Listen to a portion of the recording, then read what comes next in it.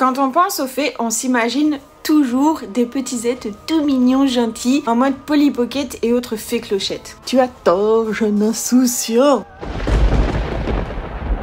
As-tu déjà entendu parler des changelings? Les changelins en français. En Écosse et en général dans les pays celtes, il faut aussi et surtout craindre la malice des fées et certaines de leurs pratiques plus que vicieuses.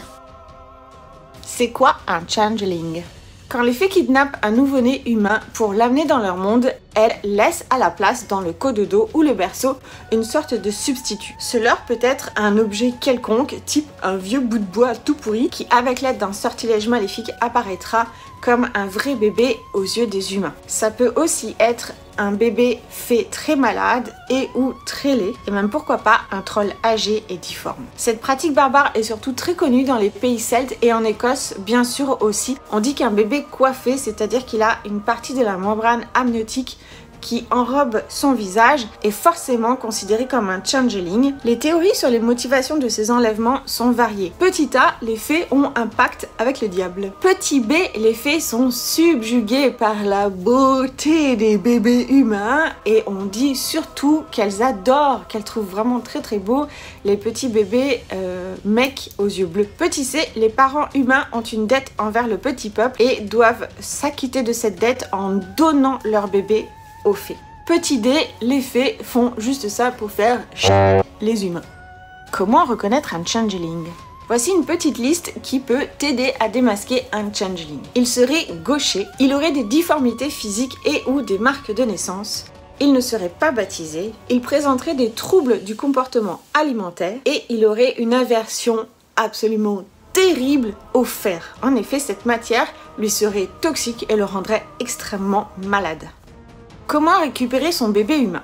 Il y a plusieurs tips qui peuvent t'aider à récupérer un enfant humain. Le premier serait de laisser le changeling à l'orée d'une forêt pendant toute une nuit. C'est exactement ce qui se passe dans Outlander, c'est la saison 1, épisode 10. Claire est avec Gillis dans la forêt et elle entend un bébé pleurer. Et Gillis lui dit « Non Claire, n'y va pas, c'est un changeling !» Et Claire lui dit « What the fuck? De quoi tu parles, Gillis ?» Je vais pas tout spoiler et je vous laisse aller découvrir tout ça, mais en tout cas les fées ont quand même, mine de rien, beaucoup d'empathie pour leurs semblables et il est dit qu'elles ne laisseraient jamais comme ça pleurer pendant toute une nuit dans la forêt seule et que du coup à ce moment-là elles procéderaient à l'échange. On dit aussi que si tu arrives à faire rire un changeling, les fées procèdent alors à l'échange inverse. Mais alors attention, accroche-toi.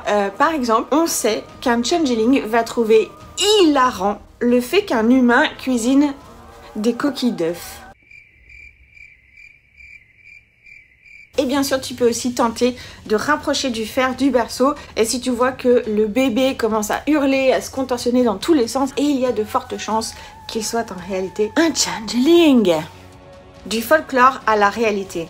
Alors là, attention, warning, ce qui va suivre peut être assez délicat et je préviens quand même les personnes sensibles que ça peut les heurter. Dans la vraie vie, certains humains persuadés d'avoir affaire à un changeling à la place de leur véritable enfant sont allés beaucoup trop loin puisque nous parlons dans certains cas de maltraitance, de persécution, voire même d'infanticide. Comme le meurtre de Michael Lehigh, je ne sais pas si je prononce bien, par Anne Roche. Michael était un enfant qui avait des difficultés à parler et à marcher et sa mère était persuadée que c'était un changeling. Donc elle s'était mis en tête d'aller baigner Michael tous les matins dans la rivière, de lui mettre la tête sous l'eau en espérant que le changeling allait se noyer et qu'il sortirait du corps de Michael. Anne mettait Michael de plus en plus souvent et de plus en plus longtemps la tête sous l'eau jusqu'à un certain matin où elle a carrément noyé son enfant. Elle a été reconnue non coupable du meurtre de son propre enfant Michael. Il y a aussi eu ce cas absolument épouvantable du meurtre de